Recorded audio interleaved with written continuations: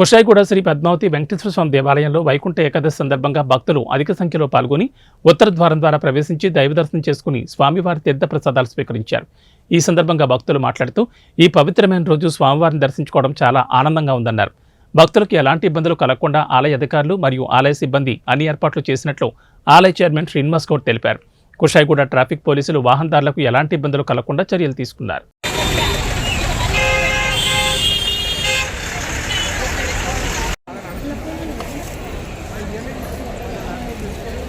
ये